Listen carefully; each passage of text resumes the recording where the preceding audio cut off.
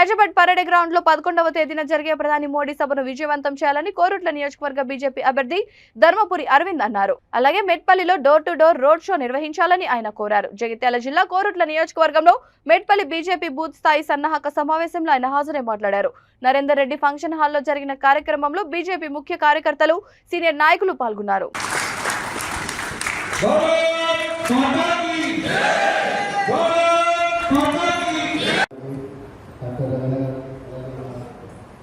Assembly అభ్యర్థులు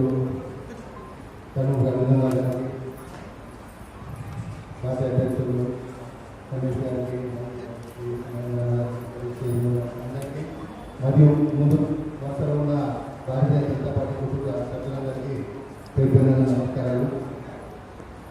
ఎక్కువ సమయం లేదు, సమయం తక్కువనే మన అనగా జనాలు ఉన్నారు. ఇప్పుడు కార్యక్రమం చూసుకొని వస్తున్నాము. మళ్ళీ మేము గడిపోదామని వచ్చారు.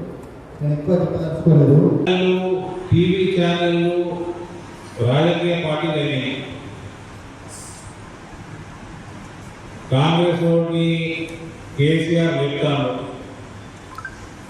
వాళ్ళకి ఏదో సీట్లు వస్తున్నాయని. కాంగ్రెస్ ఓడికి 40 సీట్లు దాటితే ఇక అసంభవం. అది అంత లోపలనే ఉంటుంది. అయితే మనకి మెజారిటీ వస్తుంది, లేకపోతే హంగసం చెప్తుంది. 2 వచ్చినా ప్రభుత్వం మనమే కాంగ్రెస్.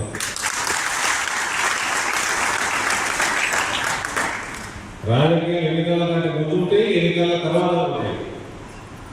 ఎన్నికల తర్వాత రాజకీయాలు చేస్తున్నాం. భాజపా చెప్పులు ఛానల్ వస్తుంది మీడియా.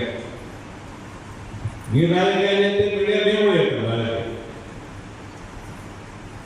100% తెలంగాణలో భారతీయ జనతా పార్టీ ప్రభుత్వంలో కాంగ్రెస్ ఓటు కాదు.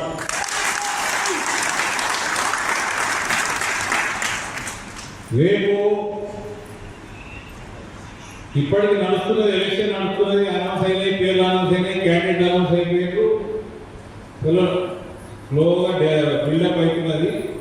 రేపు మోడీ గారి సభ కంటే ముందు ఆ మధ్యలో 8వ తారీఖు చాలా మంది నామినేషన్లు ఉన్నాయి.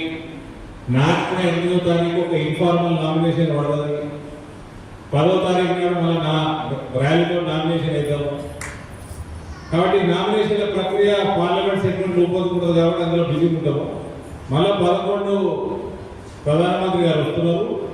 12 పండుగ ఉన్నట్టున్నది. 14 తర్వాత మనము ఫుల్ ఫ్లెడ్జ్ రోడ్ షోస్ ఉంటాయి. అయితే ఇంకా వారం రోజులని ఎందుకని రేపు మీ అందరూ ఎట్లా అయ్యేలా ఇక్కడ మనం సమావేశం ఉంది.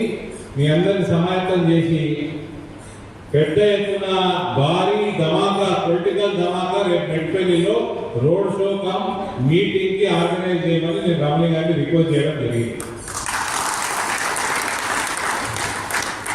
కాంగ్రెస్ రోడ్డు, రేవంత్ రెడ్డి రోడ్డు, కేసీఆర్ రేవంత్ రెడ్డికి ఏంటి సంబంధం, వీళ్ళ ప్రణాళిక ఏంటి, మొత్తం పటమైన చెప్పారు.